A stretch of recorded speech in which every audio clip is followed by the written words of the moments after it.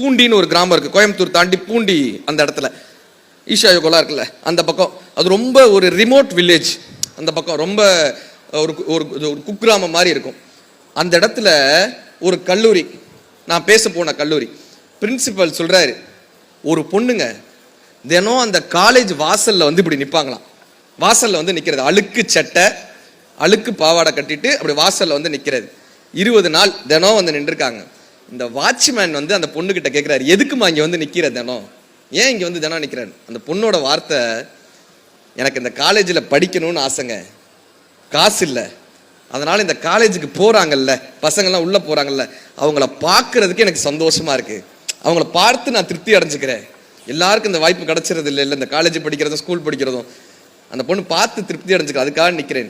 வாட்ச்மேனுக்கு இதை தாங்க முடியலைங்கய்யா, தாங்க முடியல. அவர் என்ன பண்ணுறாரு, அந்த பொண்ணை கூட்டிட்டு அவருடைய பெர்மிஷன் அல்லது அவருடைய அதிகாரத்துக்கு உட்பட்டு அவருக்கு தெரிஞ்ச ஆஃபீஸில் 4-5 பேர் இருப்பாங்கல்ல, அவங்க கிட்ட கூட்டு போய் அறிமுகப்படுத்துறாரு. இந்த பொண்ணு தினம் வந்து நிற்கிது, இந்த பொண்ணுக்கு ஏதாவது பண்ண முடியுமான்னு அவர் அதிகாரத்துக்கு உட்பட்டு ஆஃபீஸர்ஸ் அறிமுகப்படுத்துறாங்க.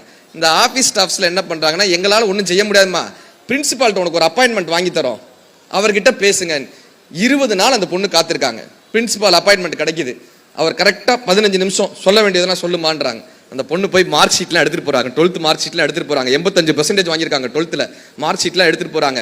போய் நிற்கிறாங்க. பிரின்சிபால் கேட்குறாரு, உனக்கு என்னம்மா வேணும்னு. உங்கள் காலேஜ்லேயே கம்மியான ஃபீஸில் என்ன கோர்ஸ் இருக்குமோ அதை கொடுங்க சார். இந்த கோர்ஸ் அந்த கோர்ஸ்லாம் கேட்கல, கம்மியான ஃபீஸில் என்ன இருக்குமோ அதை கொடுங்க. Arts and science college.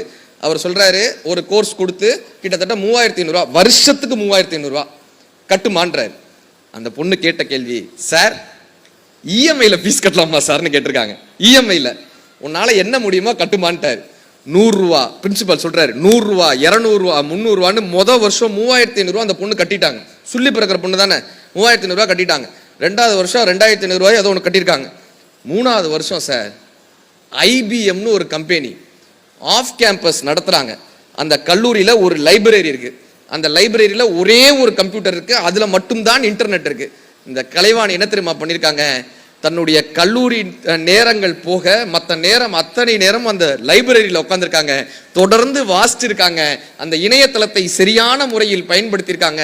3வது வருடத்தில் அந்த ஐபிஎம் நடத்திய அந்த ஆஃப் கேம்பஸ்ல கிட்டத்தட்ட 4000 பேர் பங்கேற்ற அந்த ஆஃப் கேம்பஸ்ல அந்த கல்லூரியிலேயே இந்த கலைவாணி என்கிற இந்த பெண், சுள்ளி பிறக்கிற பெண் மட்டும்தான் செலக்ட் ஆயிருக்காங்க. இன்னைக்கு சிங்கப்பூர்ல நம்ம ஊர் காசுக்கு கிட்டத்தட்ட மாதம் 3.5 லட்சம் ரூபாய் சம்பாதிக்கக்கூடிய பெண்ணாக அந்த பெண் உயர்ந்து நிற்கிறாங்க. அவங்க பிரின்சிபால் சொன்ன விஷயம் என்ன தெரியுமா, இது வெற்றி கிடையாது. அவங்க பிரின்சிபால் சொன்ன விஷயம், அந்த பொண்ணு சார் இன்னைக்கு ஜெயிச்சது மட்டும் இல்ல, சொல்லி பிறக்கக்கூடிய பெண் ஜெயிச்சது மட்டும் இல்ல, தன் கிராமத்திலிருந்து இன்னும் 7 பெண் பிள்ளைகளை எங்கள் கல்லூரியிலேயே அந்த மாணவி படிக்க வைத்துக் கொண்டிருக்கிறாள். இதுதான் அவளுடைய வெற்றியினர். மன்னனும் மாசர கற்றோனும் சீர்தூக்கின் மன்னனிலும் கற்றோனே சிறப்பு, மன்னனுக்கு தன் தேசம் இல்லாமல் சிறப்பில்லை, கற்றோனுக்கு